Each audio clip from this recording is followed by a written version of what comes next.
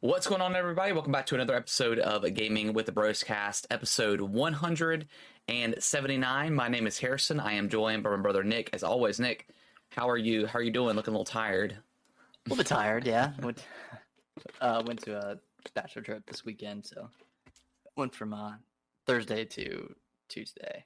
But it was a ton of fun. We were down in Wilmington, so we had a beach day and then went out to dinner one night.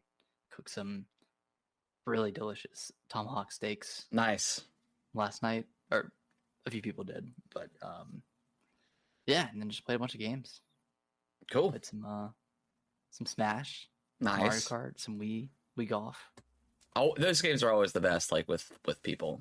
Oh yeah, And I think that's why I've really fallen off of Smash, really since like Melee.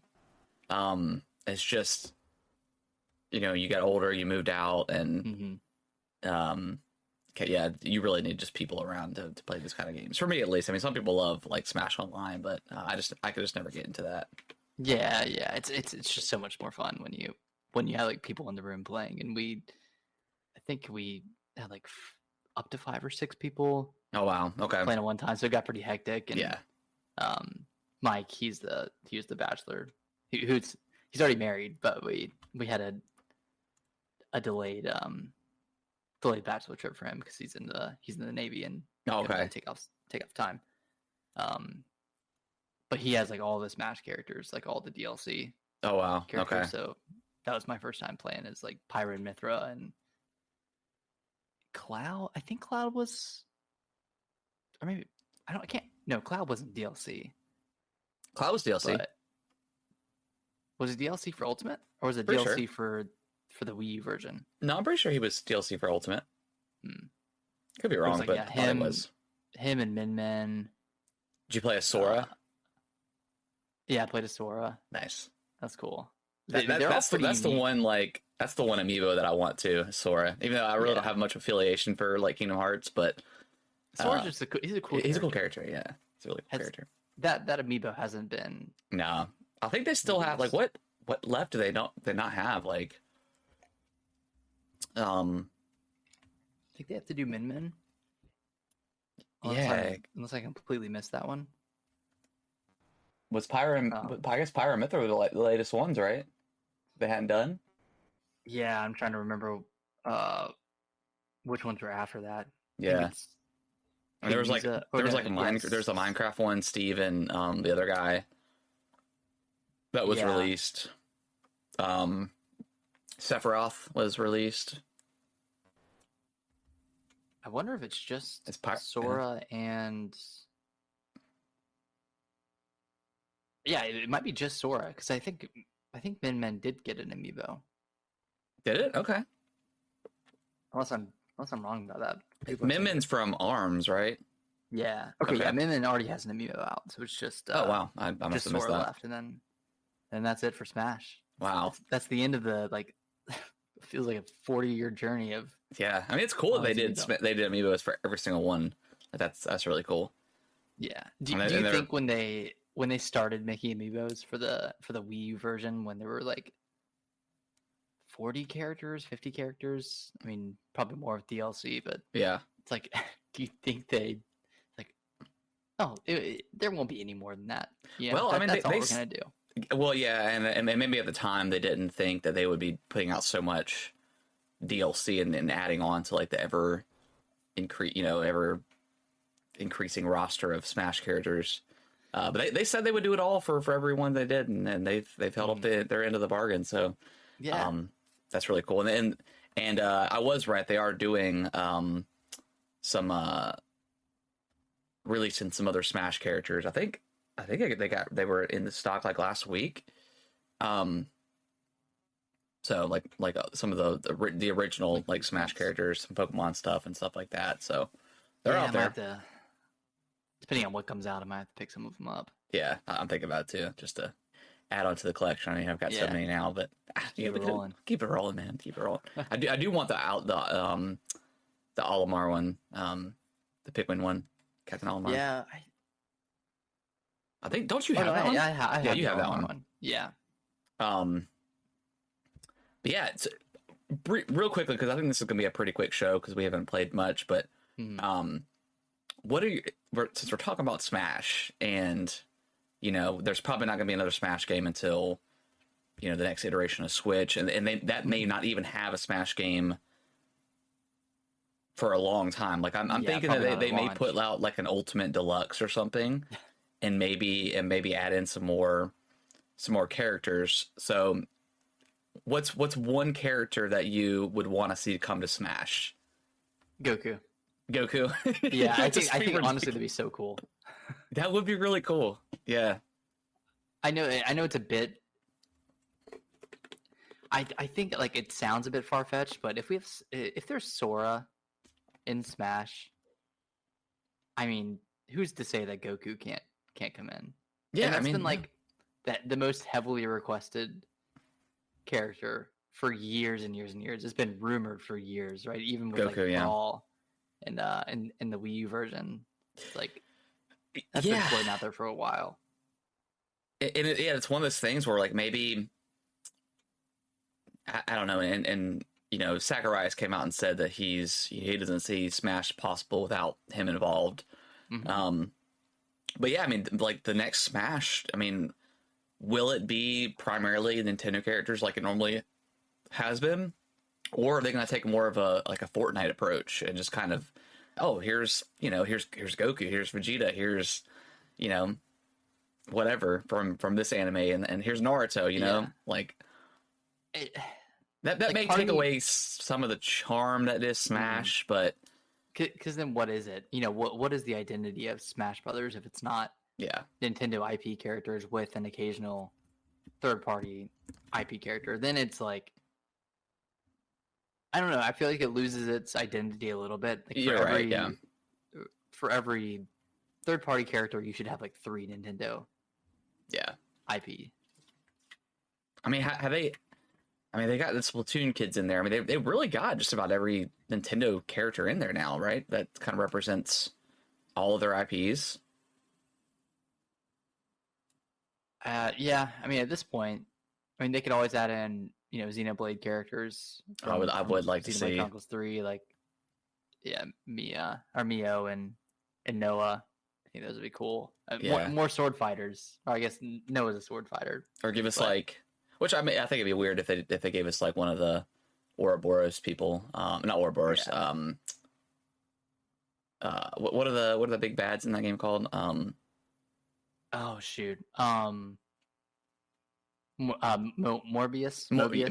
Mobius. Yeah. Like if we Oh, got Morbius. like, well, either they could do like Noah and I guess maybe spoilers for Xenoblade Chronicles 3, but Noah and Mio, and then do like N and M as like their variants, or like maybe that's Yeah. I think that could be really cool. And then like their Smash like ultimate ability would be they fuse or something like that and show off the Ouroboros. That could be cool. Yeah, I think that's what I would want to is Xenoblade. That's cool. And I hate to say it, and this is gonna get a lot of flack, but you could always add in more Fire Emblem characters. I mean, they can. I know it's, but the problem with them doing this is they always add like the main avatar, the main protagonist, Yeah. who is typically a sword user or a sword magic user. I think they need to stray away from that and add in some like add in Edelgard from Three Houses, who's an axe user. Yeah. Add in those 3 like the 3 main characters from Three Houses, or add in anyone from Fire Emblem Engaged. Like I'm not sure they would do that because Engaged wasn't as popular, but like there's ways they could do it where it's not just sword users that are coming in. Yeah, I mean, I you feel like could it definitely gets a give us bad like rap. I mean, you could give us a bow user. I mean, that could be Yeah. that could be pretty unique and interesting. But Yeah, I'm looking Cool. at other franchise. I mean, characters from Tears of the Kingdom too. yeah, that could be really cool. Some of the champions. Yeah, Add some in of the Tulin. champions. Oh, dude, Tulin, good it right there. Yeah, it'd be like a kind of like a Pichu, like super quick Yeah, with a bow. yeah, and you could like, I mean, there's already flying characters in the game, so I don't feel like that would be a super big issue. Mm-hmm. So I mean, I don't know. I'm Goku was gonna be mine, by the way, too. It was okay. I just feel like that would just like break the internet. Yeah, would you say that would be the biggest character announcement if Goku was added? I think so. I think so. I mean, just look at Fortnite. Like, Fortnite's had so many crossovers in the past, and like when Goku and Vegeta were added, like it was huge. I mean, so big that it brought me back to Fortnite, and I played for like a good month or so. You know, spent some dollars. So I mean, it did its thing. But I think Goku. I mean, say what you will about Dragon Ball. I mean, there's obviously like better animes out there and stuff like that, and you know, people's opinions. But yeah, I mean, Goku, like Dragon Ball is the biggest out of all of them, and that's not even like a question. So yeah, I think just in terms of like, just insaneness, I think Goku is the answer.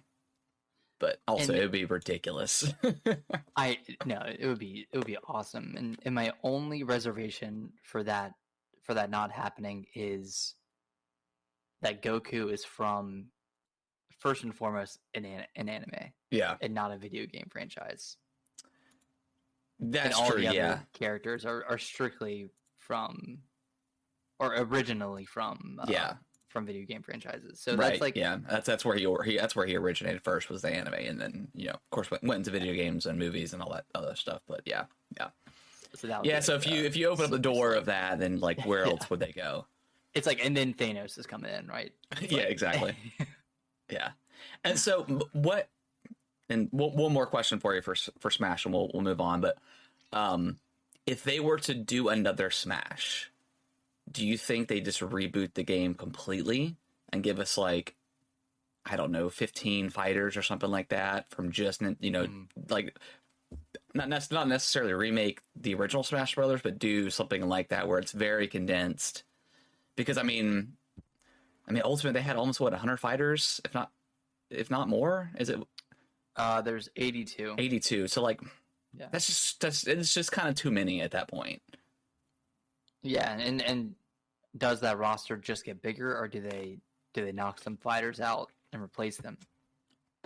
Like, and then, you know, somebody's going to be upset if you take Sephiroth out, or if you take Min-Min out. Like someone's a Min-Min main, and they'd be devastated. So you can't really.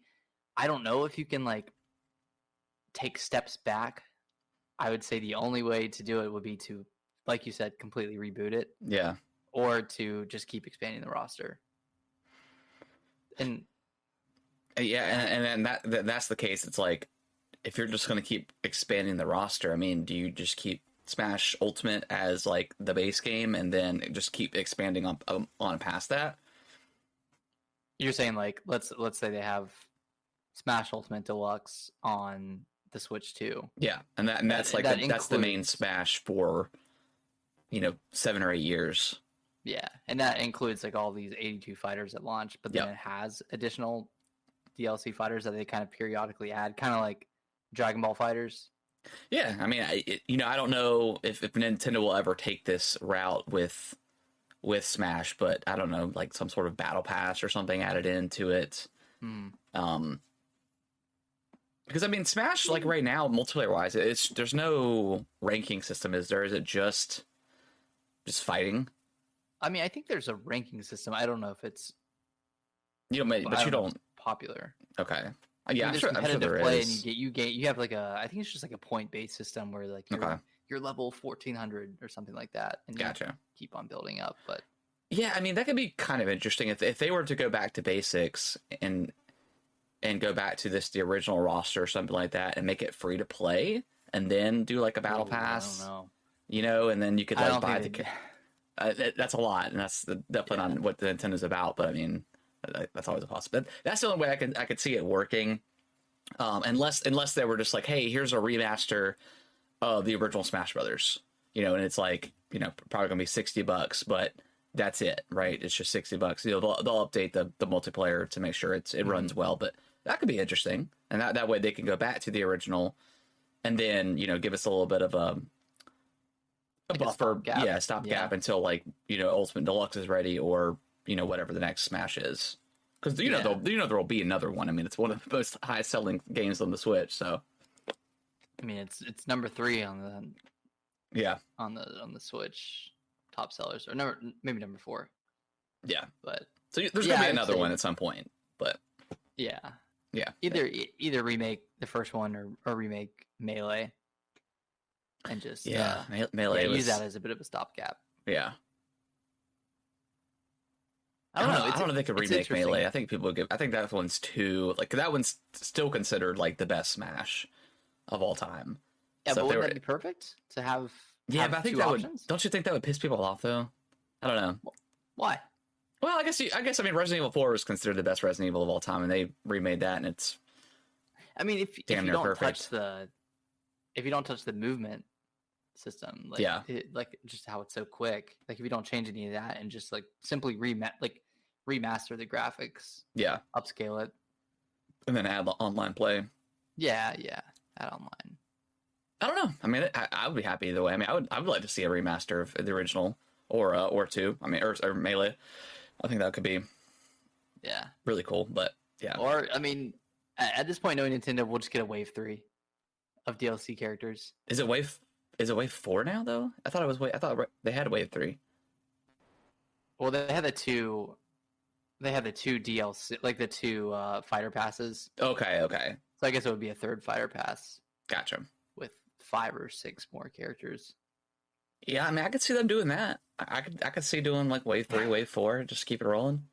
I mean, think about Mario Kart, like doing DLC 5 years after launch. Yeah, and then that's crazy. Yeah, that's just the remaster or the deluxe version of the original one on the Wii U. So yeah, that's the game has some legs. People love it, man. It's what, the number 1 game on the Switch, right? Yeah, 55 million. So yeah. And number 1 on the Wii U, 8 million. Yeah. Which is like almost like this total sales of the Wii U. Yeah. So that's crazy. I think Wii U was what, 13.5 million, 13 million, something like that. Yeah. It's got a 60% or 70% attach rate. That's pretty good. Yeah, that's pretty good. All right. Well, off of Smash here. I haven't really been playing much. I did play some more Pikmin this week, just slowly. I'm really, and this week was just kind of bad for gaming for me anyways, because it was pretty busy with helping my buddy move. But I did squeeze in a little bit of Pikmin time, played a couple of hours here and there. Still fun. I'm just kind of going through the levels and going through each zone and kind of just 100%ing it, stuff like that. I got the white Pikmin now, which are like the poisonous ones. Nice. Okay. I've only used them once. They're not super useful. Yeah, because I used them in like one of the sub zones, and like I threw my Pikmin into like this little plant, and it popped out the white Pikmin, which are, I think they're a little bit. They don't hit as hard, but they're fast, and I know they're poison resistance. Do they induce poisoning? If eaten, they'll poison the enemy. And okay. I mean, they'll die, but yeah, it'll poison. Okay, maybe I didn't read that part. Okay, cool. Yeah. So I've only experienced them once, and I didn't see if I could pull them out on like the regular surface or not. I don't see why I couldn't, but yeah, you can. You can. Okay. Yeah. So, but I haven't used them on the surface yet. But yeah, I mean, I think there's maybe 1 or 2 more Pikmin that I haven't found yet. 'Cause I know there's like flying Pikmin, right? Yeah, I can't remember when you get that, because you're in the 3rd area. I'm in the 3rd area. I got the 4th area unlocked, but I just haven't gone to it yet because I'm trying to complete everything before I move on. Okay. So I think there's maybe 2 more that I haven't discovered yet. But yeah, really fun game. So really fun game. Still thoroughly enjoying it. But you haven't played anything right this week, Nick, other than just what you played at Bachelor Trip. Yeah, not really. I might have played a little bit more Octopath Traveler 2, but nothing substantial at all in the scope of that game. So yeah, really nothing this week. I mean, we're in that weird period, right, where it's like, I mean, you're still playing Pikmin 4, but kind of in between a bunch of games. I know we have Starfield coming out next month, and Armored Core. That comes out on like the 28th. Is it the 25th that comes out? Yeah, I think 20 something like that. I'm almost, Nick, considering like getting the 7-day early access to Starfield because I want to play it as soon as possible. Hey, if you get it, let me know. I think it's only like $30, and like you get, I mean, I think you get some skins and stuff like that. Oh, really? Yeah. So if you have Game Pass, then that upgrade is only $30. I'm pretty sure it is. Like you it's like the deluxe version, but you get early access to the game plus some additional skins and stuff like that. So that's pretty enticing. But I mean, I'm just because I want to be, you want to be part of the zeitgeist, right? And people are going to be playing it. Obviously, a week they're going to pay for it. But I mean, yeah, and 6 days is a long time too for that is a long time for the release. I wonder why they're doing it like that. I think they've done that to other games too before, where they'll do like, I think it's just like a way to get extra money out of Game Pass, which is fine. I mean, especially because they're giving you extra content too. But yeah, they've done it with other games before. Okay, so yeah, you can do it for $30. Yeah, because the standard edition is what comes in Game Pass, so you just upgrade that for 30. Okay. And so, if you got the game share, it's just 15 buckaroonies. So really, we're paying $15 for Starfield and playing Starfield a week early. Yeah, which is pretty good. That might be the plan. Yeah, let's do that. Let's do that. But then Armored Core comes out the 25th, so it's like it's Armored Core, which I don't know how long that game's going to be. Yeah, and I don't know how much I'm going to like it either. But yeah, because I've never played an Armored game before, so. But it's From, and From has delivered on like everything in like the last 15 years of developing. So I mean they've been developing a lot longer than that, but just everything is incredible. So yeah, I want to try this out and see what it is, compared to Dark Souls, their typical stuff, really. So yeah, I'm excited for it. They have my full trust at this point. Yeah, they've more than earned it with everything in the past 10 years, 15 years. Exactly. Yeah, that might be the move for Starfield. I'm just so pretty hyped for it at this point. Have you been watching more content about it, or I haven't. I've just been listening to like the Kind of Funny Xcast, their Xbox podcast. I was listening to it earlier, and they were talking about it, and it just sounds awesome. And their Xbox is going to be a Gamescom at the end of the month, so I'm sure we'll see. I don't think Starfield is playable there, but they're gonna sense. Yeah, but they're gonna show off a ton of the game. Yeah. So I'm excited for Gamescom. Let me ask you this: thinking about Starfield, what is one thing that you want to do first or focus on first? Whether it's joining I want this. I think this is going to be the first game where I go in and I role play a game. I want to get in there. I want to get a ship as fast as possible, and I want to be a pirate. I want to be a space pirate, like a ruthless space pirate, where you're stealing from the. Yeah. All right, I like it. I might. I don't know. I might be like not like a completely evil space pirate. Like I'm not gonna just straight up kill people, but I'm gonna steal their stuff and steal their ship. And maybe if they don't join my crew, then they die. Oh man, I might be a ruthless fan. I don't know. Are you gonna role play as what's his face from Firefly? Oh, you're talking about Captain Mal? Yeah, Captain Mal. Yeah, but he's not as ruthless. He just doesn't kill people. He's not. He's more of a good guy. Yeah, he's more of like the kind of the gray area. Like he'll steal stuff and he will kill people, but he's not just he's just trying to get by. Yeah. Really. So I don't know. I'm teetering on if I just be full on menace or maybe in the gray area. We'll see. Yeah, like I don't want to just be like, oh, good guy again, Because I'm always the good guy in a game. Like I always do the good.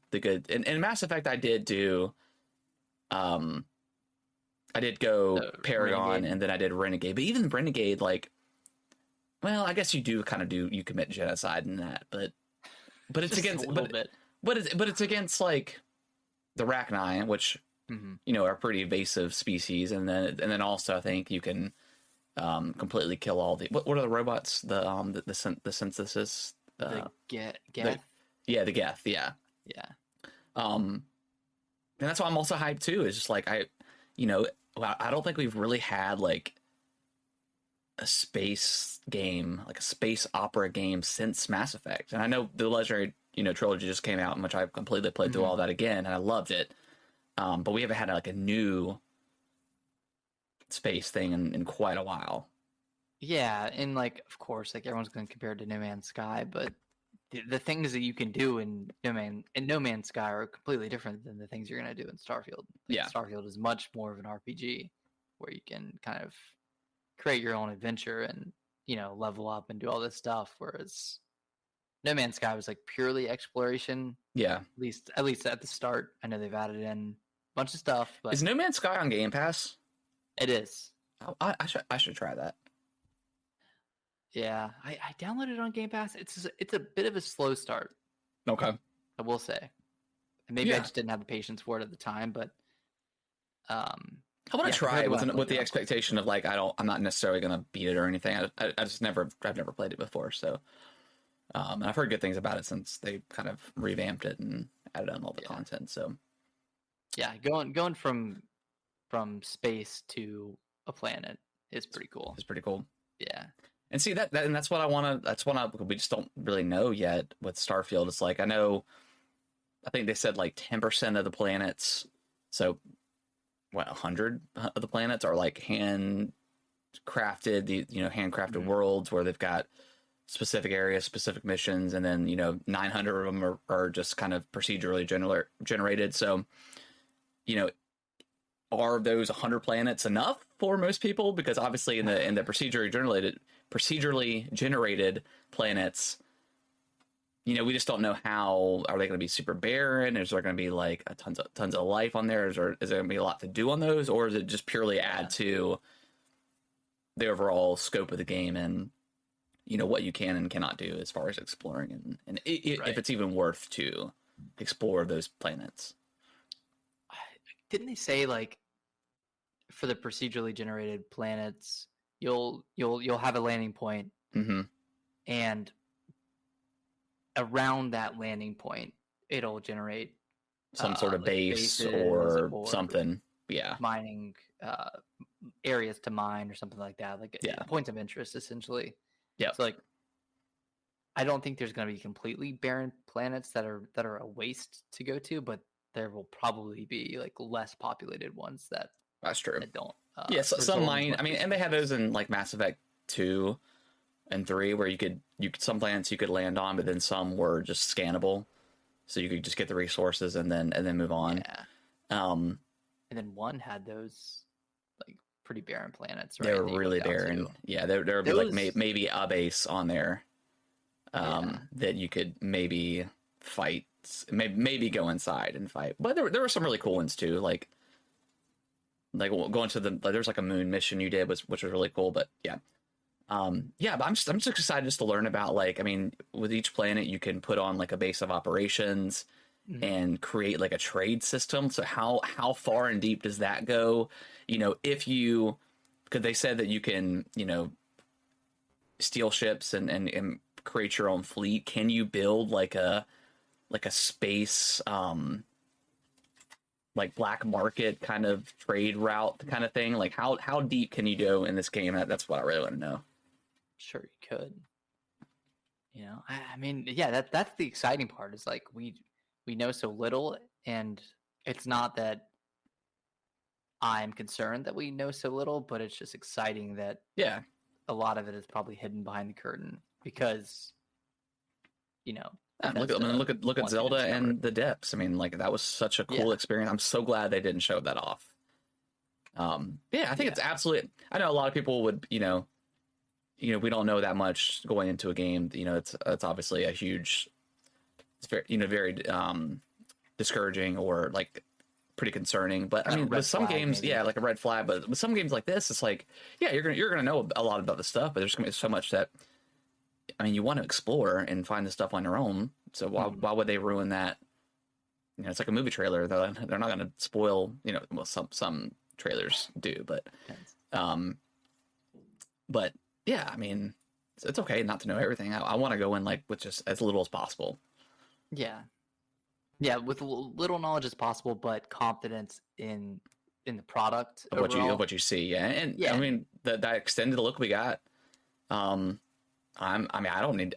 I'm gonna watch some of the videos over at Gamescom when that comes out, but I don't really need to see anything else at this point. I'm all in. Is there a certain review average score that would completely turn you away from this game? I don't. I mean, it's Bethesda, so like, I feel like they're kind of in the same. I mean, obviously, From does more. They just pump out more games than the main Bethesda does. But um, I don't know. I don't think there's a world where.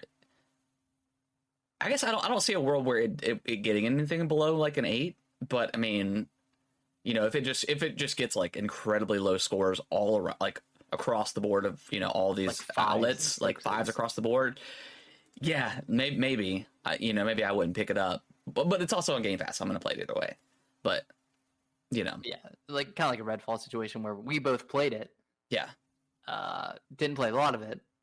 Yeah, but I mean, we checked it out. That's where I think I was in bed at, the night before and went on Twitter, and people were posting their reviews, and it was like horrible, and I was just like, oh my god, like is this game this this bad? And then woke up the next day, and Twitter was going crazy with Yeah. and then I actually played it when I got off work, and I was like, yeah, this is bad. This is not good. Pretty freaking boring. Yeah, not even bad, just boring, like really boring. Which is worse.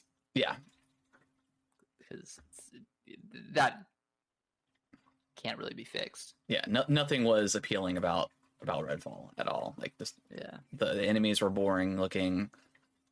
It wasn't scary at all. I mean, it was just bad all around. Yeah, I mean, like, yeah, it would be a huge bummer if Starfield gets 5s, but I don't see a world. I'm thinking 9s and 10s is what I'm thinking, and what I'm hoping. As someone who loves this medium and loves like these huge, expansive games that are kind of pushing the industry, and are these, we keep saying once in a generation, and we've had like 3 of them like the last 4 years with Elden Ring and Zelda and stuff like that. But it's a good generation. It is. It's great. But yeah, I hope it's going to be amazing. Yeah, I'm sure it'll be somewhat polarizing. Probably get between 7s and 10s, which is expected for like a huge game like this. Yeah, I mean, I think Elden Ring probably got a few 7s, probably a couple of 8s. Those were outliers, but maybe we'll see something similar for Starfield. Yeah, and it's like, I mean, if you don't like a particular style of game, I mean, that's what always kind of bothered me about reviews. It's like if you've got someone who knows, why not give it to the person that has like kind of like that quote unquote expertise in those types of games, instead of just you have someone that majority plays Call of Duty and you hand them Elden Ring, they're like which is funny watching all like the big streamers when Elden Ring was coming out just getting their asses kicked because they weren't used to this style of game. Yeah.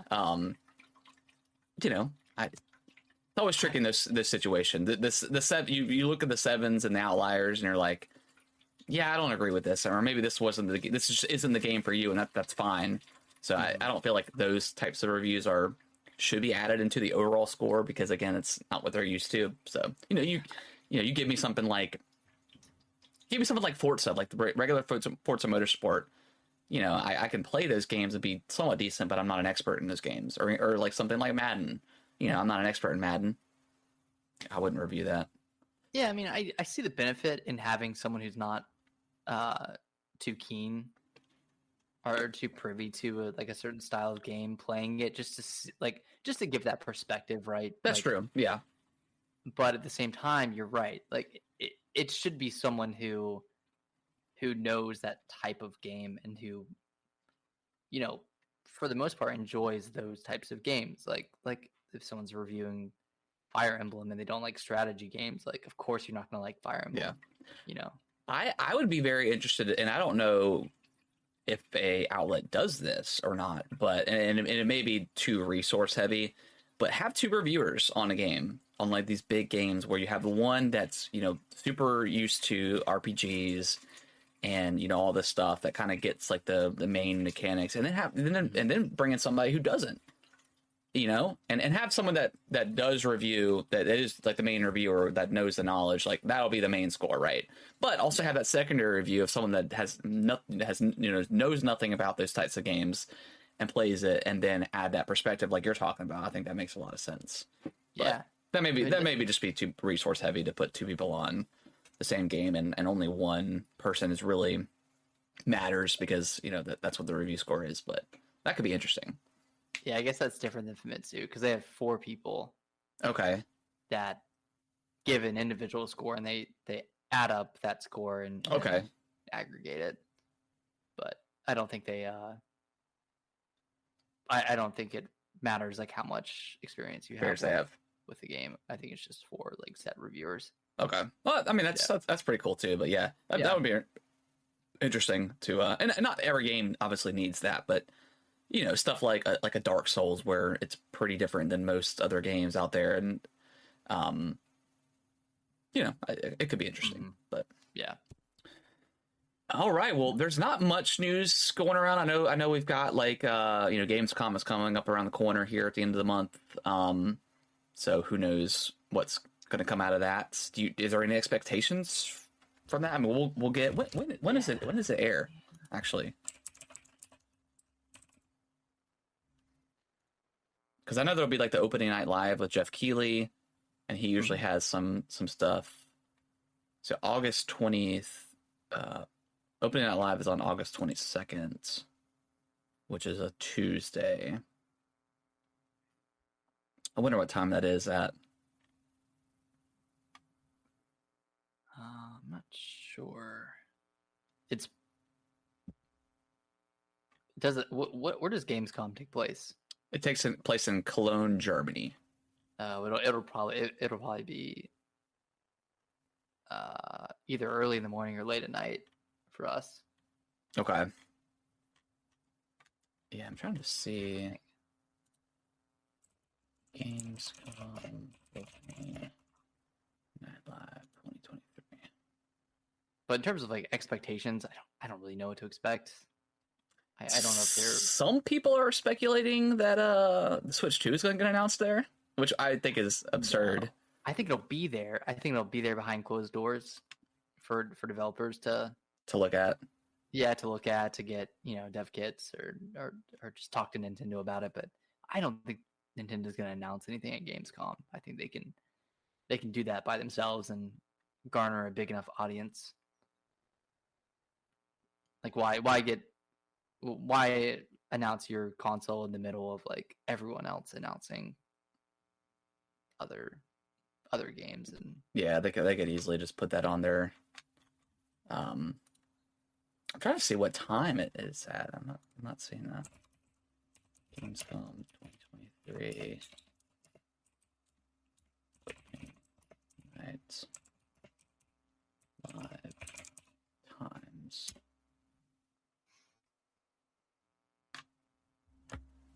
Or maybe they haven't revealed it.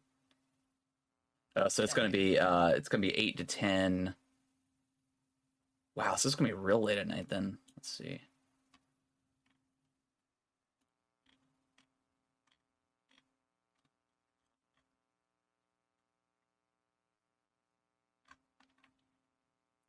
Let's see. 8 to 10 p.m. What's CET? Is that Central? That's Central Time? Central Eastern. Yeah, Central Time. Okay, so it'll be, if that's Central, then it'll be from 9 to 11. Or 9, yeah, 9 to 11. It's Central European Time. Oh, Central European time. 6 hours ahead of Eastern Standard Time. Oh, okay. So then if it's 8 to 10 p.m. it'll be 2 to 4. 2 to 4. Okay, cool. All right, everyone, you got it. And now convert that to PST if you have to. Yeah, well, I'm not doing all that. I'll definitely be watching that then. Cool. Yeah. I don't really have any expectations. I know I don't think there's going to be. I mean, obviously, I don't think there's going to be anything announced that's coming out this year that we don't already know from like the big three. I don't think so. I mean, Nintendo's pretty much laid. I mean, they laid out what's coming out this year. You know, Xbox has got Starfield.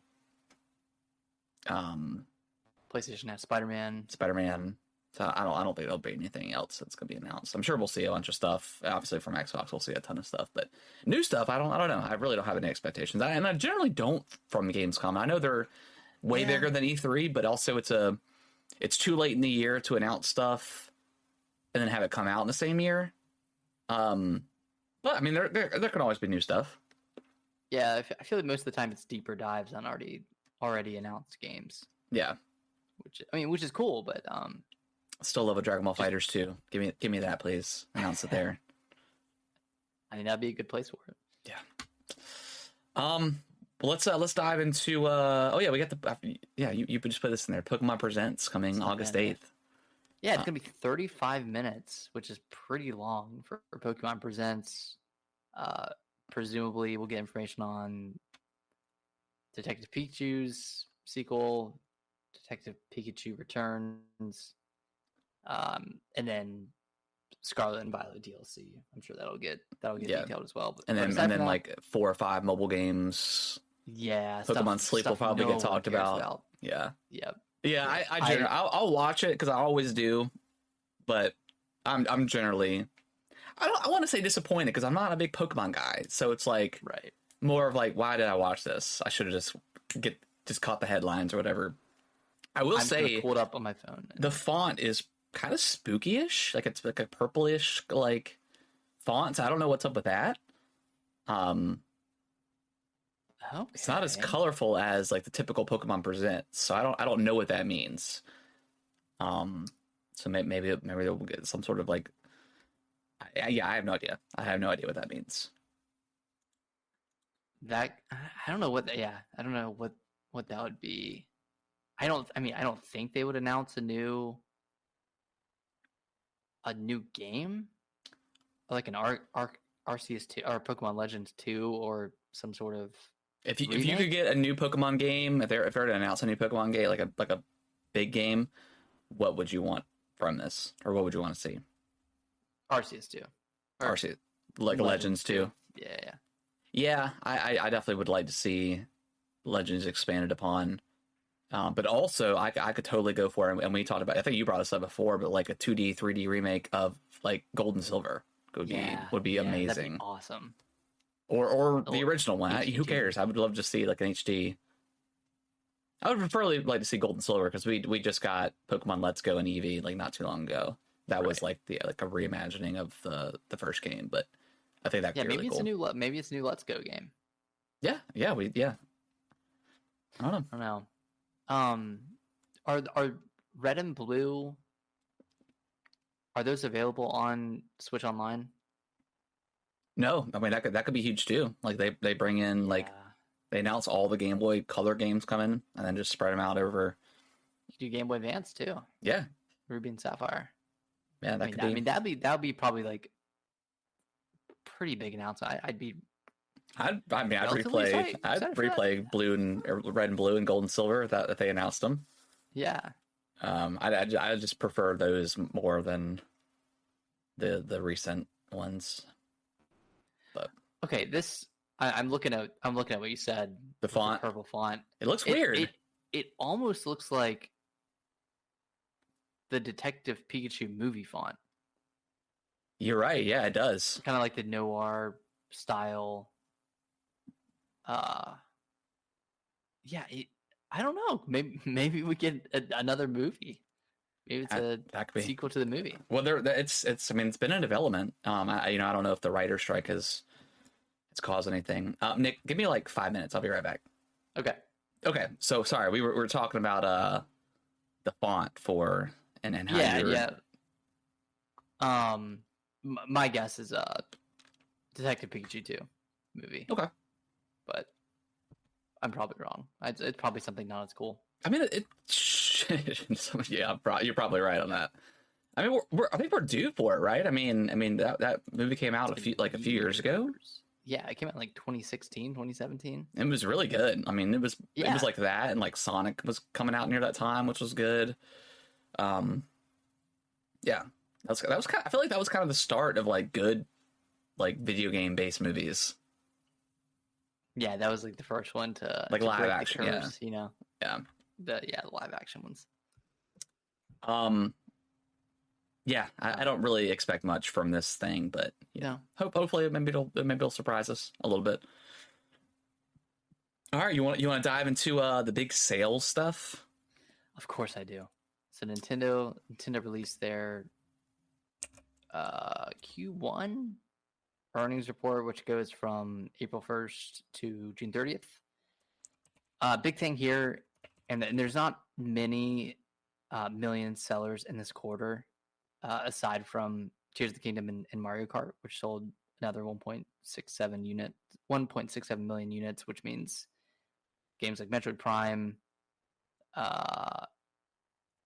and I guess any other recent releases, they didn't sell 1 million copies within this time. But Metroid Dread is now above 3 million now. It's over 3 million now, which is awesome. Yeah. But Tears of the Kingdom between May 12th and June 30th sold 18.5 million units, which is crazy. Insane, dude. Yeah, and that makes it the 9th best-selling game on Switch so far. So that's very likely to increase exponentially throughout the rest of the year, especially around the holidays. But yeah, I mean, I wouldn't be surprised if this game hit 30 million units by the end of this year. Oh, for sure. Like, so yeah, especially going into like the holidays and stuff. I mean, which is crazy. I mean, we knew, you and I both knew that it was going to be a huge seller, but I mean, there were so many people just doubting, it's overpriced DLC, and it's DLC. Absolutely not the case. And I think most people with that critically think on Twitter knew that too. And you know, that's super cool though. That's yeah, I think.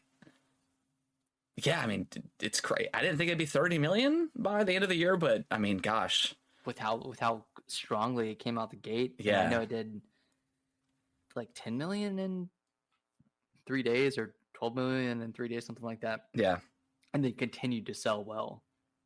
I think the only time it wasn't the number one seller was like the first week for Final Fantasy, right? And then it took over that after. Yeah, maybe Pikmin knocked it off. Maybe, for a week as well.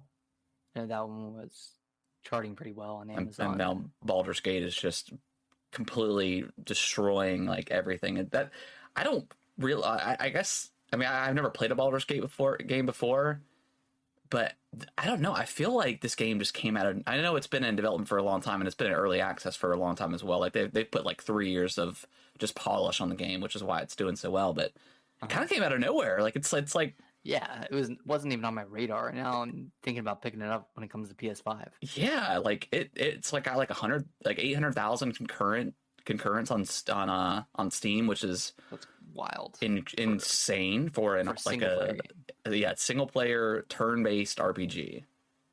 But yeah, the stuff that I'm like almost like a D&D type game. Yeah, where you're like literally rolling for actions and stuff like that. Like.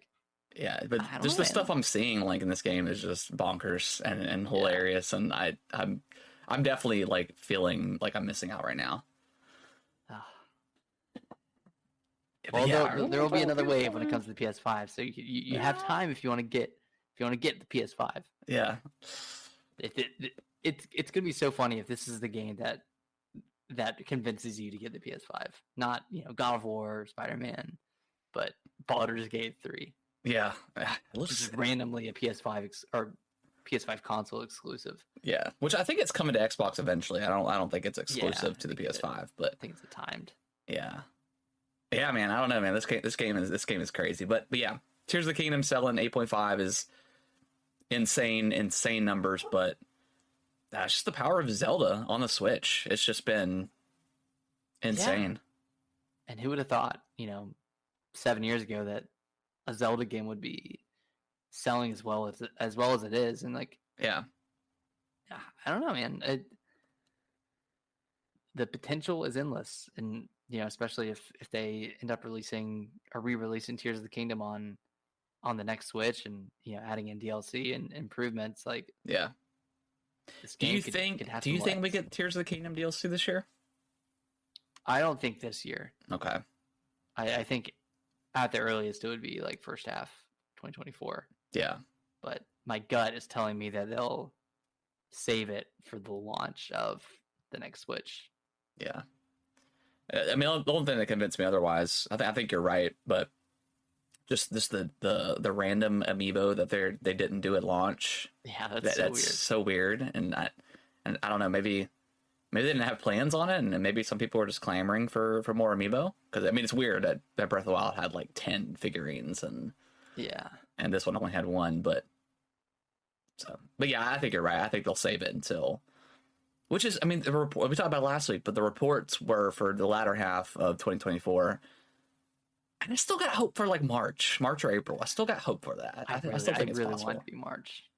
I just think that's such a good time to release it, because you get the initial boost of a new thing, a new system, and then you get then you get the holidays around the corner. But I don't know. I just want to obviously faster than than having to wait, but. Yeah. We'll see. Yeah, we'll see.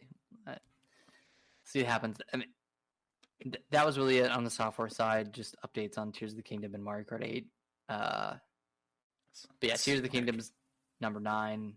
I think it knocked out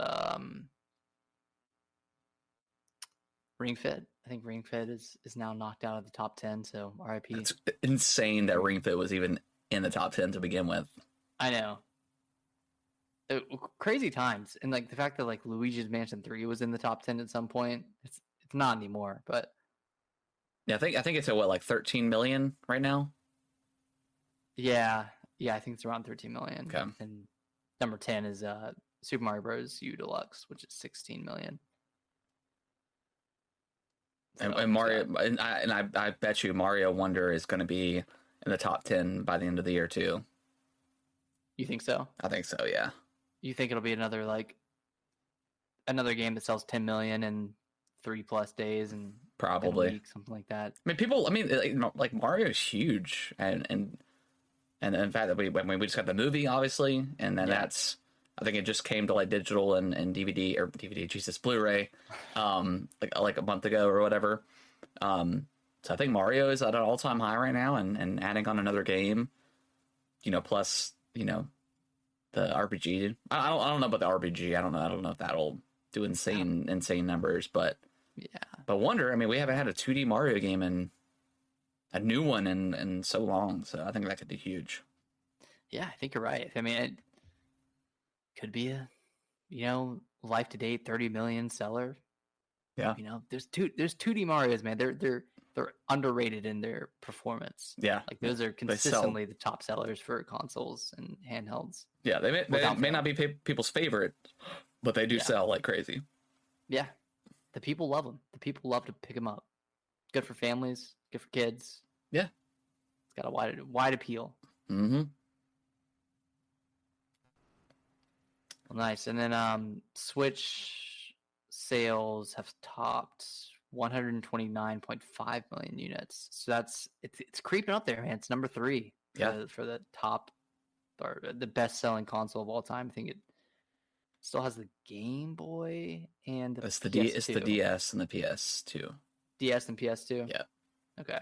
Which DS includes like every single DS iteration. Yeah. Do you think the Switch will be the number 1 selling console after everything's said? Do you think it has potential to sell another 25 million units? I think so. Okay. I think so.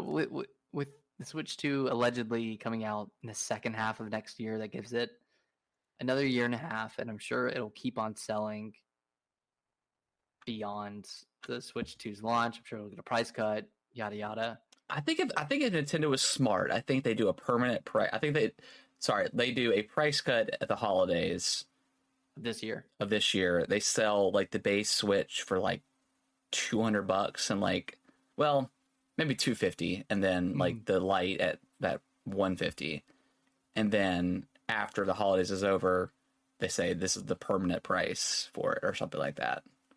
Yeah. And that's kind of crazy when you think about it, because the PS2